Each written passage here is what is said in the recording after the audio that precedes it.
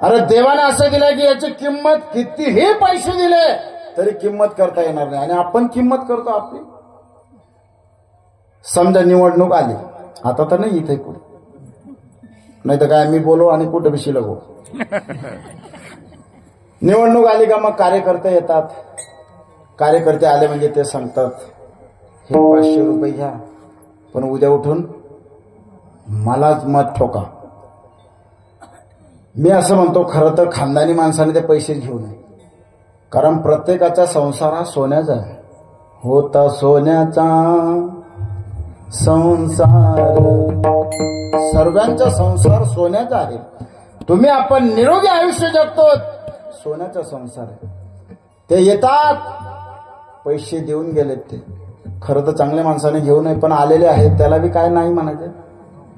आलेल्या लक्ष्मीला काय पाठ देणार? आलेले आहेत तर घेऊन घ्या, पण ते पैसे संसारामध्ये वापरू नका. ते पैसे घ्यायचे आणि लगेच दुसऱ्या दिवशी आपल्या MIDC एरियामध्ये जनावरांच्या बाजारात जायचं.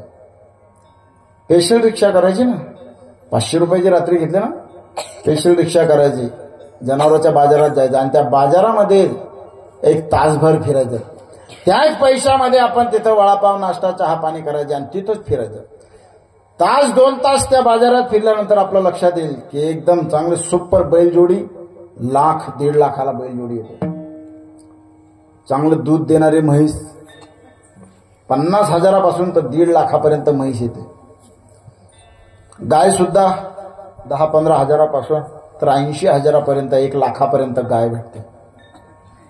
बकरी सुद्धा 5,000पासून तर 25,000पर्यंत बकरी भेटते. कोंबडी सुद्धा 500 रुपयापासून तर 1,000-1,500 पर्यंत कोंबडी भेटते. आणि मग आपण आपला हिशोब लावायचा की आपण किती घेतले रात्री. 500 हे काही किंमत आहे आपली? अरे या जगामध्ये असा कोणी माणूस जन्माला आलेला नाही की तो आपली किंमत करू शकेल. आणि कोणी आपण 500 रुपये देईल आणि आपण विकले जाऊ एवढे आपण हलकट नाहीत. विठ्ठल विठ्ठल.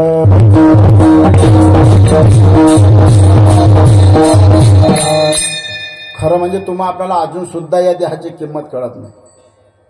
कोणीतरी एका हिंदी चित्रपट सृष्टीमध्ये एका कवीने वर्णन केलंय. कीर्तनातून पिक्चरचं गाणं म्हणणं हा माझा उद्देश नाही बरं, सिद्धांतपोटी एक अंगी विचार करायचा. आतापर्यंत आपण अनेक महाराज लोकांच्या मुखातून या देहाचं वर्णन ऐकलं, अनेक संतांनी तोंड भरून वर्णन केलं या देहाचं, पण अजून सुद्धा या देहाची किंमत कळत नाही. म्हणून कोणीतरी एका हिंदी चित्रपट सृष्टीमध्ये एका कवीने या देहाचं वर्णन केलंय. तो कवी म्हणतो, कितना प्यारा तुझे. अरे भगवान परमात्म्याने तुला केवढा सुंदर बनवलाय. अरे भगवान परमात्म्याने तुला एवढा सुंदर बनवलाय की पाहत राहावं, जी कर देखता रहो, पाहत राहो.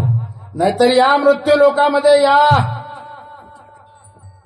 देहामध्ये किती देह आहेत, किती प्रकारच्या योनी आहेत, पण त्याच्यामध्ये मानव देह असा आहे की पाहत राहावं, पाहत राहावं आणि पाहत राहावं असा देह फक्त तुम्हा आपल्याला दिलेला आहे. म्हणून अजून सुद्धा याची तुम्हा आपल्याला किंमत कळत नाही. म्हणून संत महात्मे वैकुंठातून येतात, इथं आल्यानंतर तुमच्या आपल्यामध्ये आपल्यासारखं राहतात आणि इथं आल्याच्या नंतर आपल्याला योग्य दिशा दाखवतात.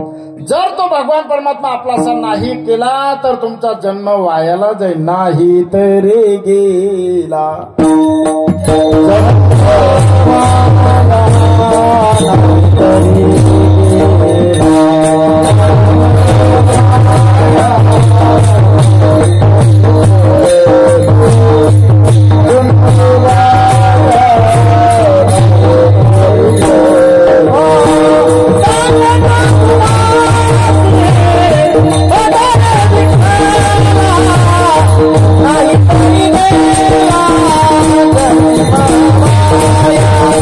Bye.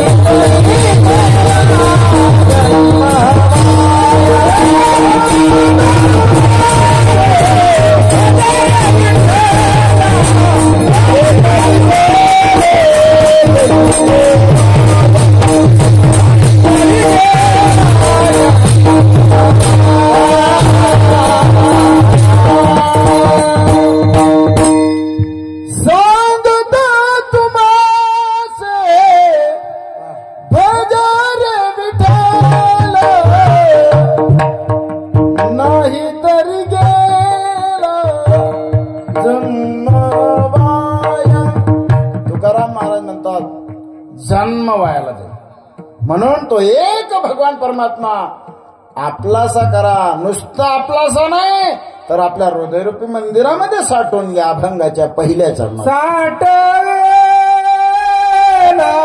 रे